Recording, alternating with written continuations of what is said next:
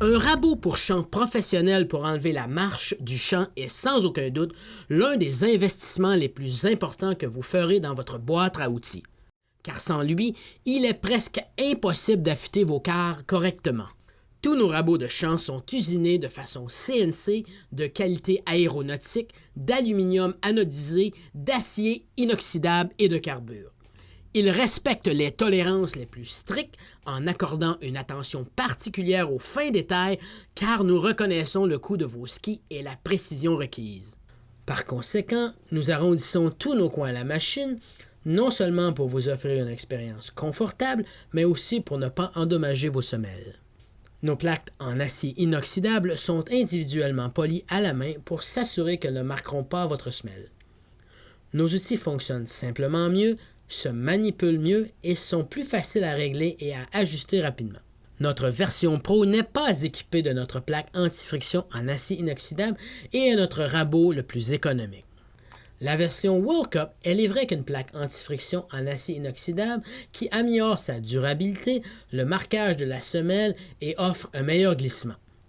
Notre version World Cup avec stabilisateur est notre modèle le plus professionnel et est recommandé pour les nouveaux utilisateurs de rabots de chant, les jeunes et ceux qui veulent simplement des chants plus propres et plus uniformes. Notre stabilisateur a été conçu pour éliminer les marques dans le chant. Il peut être facilement retiré avec seulement 2 vis Allen. N'oubliez pas de vérifier et de nettoyer votre outil avant chaque entretien et, si nécessaire, polissez la plaque avec votre pierre molle verte ou tampon Fibertex pour éliminer toute saleté ou bavure qui pourrait marquer vos semelles. Pour retirer la marche du chant, placez la plaque de glissement sur la semelle. Appuyez le rouleau sur le bord en gardant l'outil parallèle au quart. Insérez la goupille en vous plaçant derrière l'outil. Stabilisez la goupille avec la moitié de votre pouce sur le bloc d'aluminium et la moitié sur la goupille pour l'empêcher de bouger. Ensuite, lors de votre premier passage, assurez-vous que la fraise touche simplement la marche noire, puis ajustez l'angle de ratissage entre 10 et 40 degrés. Vous aurez besoin d'expérimenter. Cependant, un léger angle fonctionne le plus souvent parfaitement. Ensuite, serrez la vis. Voici quelques astuces clés pour l'utilisation de votre outil. Réglez la goupille de positionnement de façon précise lors du premier passage, de matière à supprimer la marche. Si ce n'est pas le cas, par exemple, la fraise touche la carre, alors arrêtez simplement et réajustez.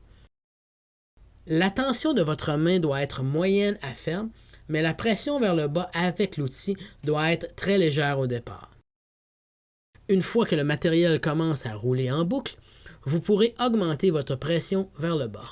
Gardez votre outil en dessous de vous et maintenez la vitesse stable en vous déplaçant avec elle. Vous remarquerez que ma main gauche reste toujours sur le ski pour améliorer la précision et l'équilibre. En fonction du type de matériau du chant, de longs passages sans arrêt permettent à l'outil de faire le travail et donnent de meilleurs résultats. Pour voir à quel point cet outil est facile à utiliser et à ajuster, référez-vous à notre lien vidéo ci-dessous.